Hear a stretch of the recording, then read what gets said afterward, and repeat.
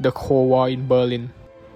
2 years after the construction of the Berlin Wall, President Kennedy paid a historic visit to Berlin to challenge Soviet occupation and offer hope to the people of the divided city. At the end of the World War II, the main Allied powers, the United States, France, Great Britain, and the Soviet Union, divided Germany into two zones. The Soviet Union occupied East Germany and installed legally controlled communist state. The other three allies shared the occupation of West Germany and held republic the country as a capitalist democracy. The city of Berlin, located 200 million inside East Germany, was also divided. Half of the city, West Berlin, was actually part of West Germany.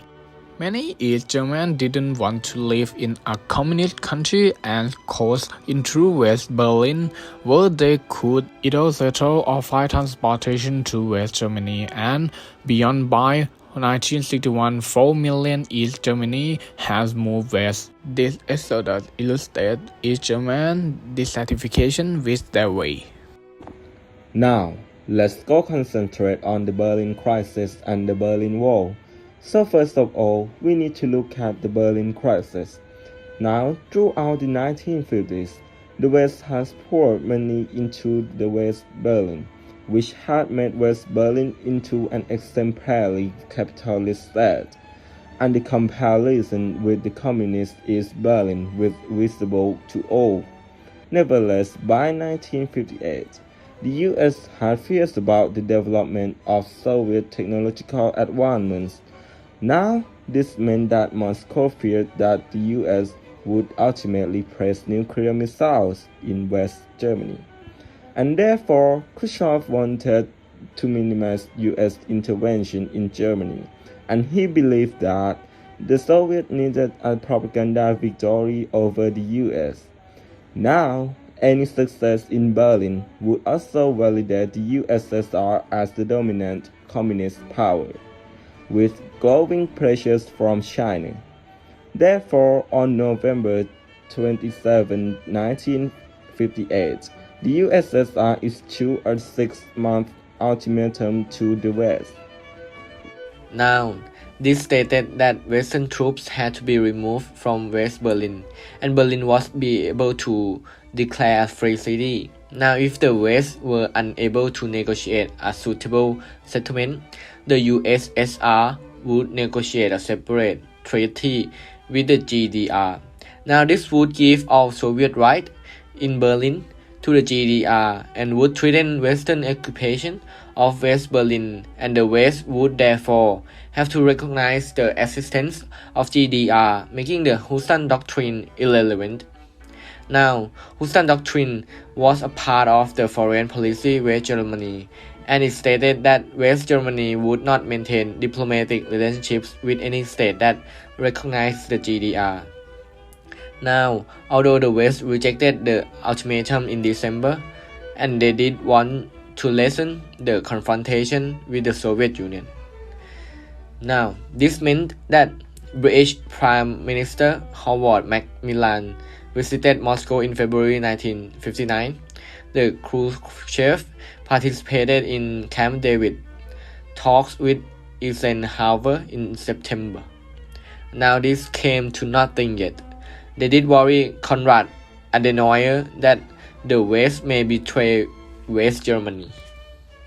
So, the next big event in Germany happened 2 years later, and this was the Berlin Wall, and Khrushchev hadn't initially aimed at avoiding closing the East Berlin border, but by 1961 he had a little choice.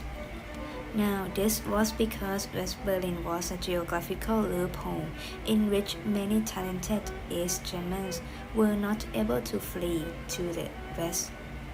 Now, in fact, around 3.6 million Berliners had already fled to West Germany, and already in 1961, 10,000 GDR citizens had emigrated to the West. Now, this would have affected the economic growth of a country, and it was seen as embarrassment that the West was so desirable. Therefore, the East German Chancellor persuaded Khrushchev that action was required. Now this meant that on 13 of August 1961, work began to physically seal off West Berlin with the use of barbed wire and concrete. So there were many effects of the Berlin Wall, and the following Khrushchev had effectively handled the U.S. Their funded propaganda to show that capitalism was superior. Now, can you even imagine his act being in Berliner speech which offered solidarity to West Berlin? Now, the GDR immediate economic program, however, was solved because the skilled workers were now unable to live, and the lack of a response shown by the West showed that they had reached some recognition of the GDR, and this was the end of their Houston doctrine. And the wall, however, did also act as an alternative to nuclear war, and this can be shown by the fact that Kennedy even said that the U.S. would consider nuclear weapons if evidence failed in saving Berlin. So that is the story of the Berlin in late 50s and early 60s, obviously, a crucial part of the Cold War throughout.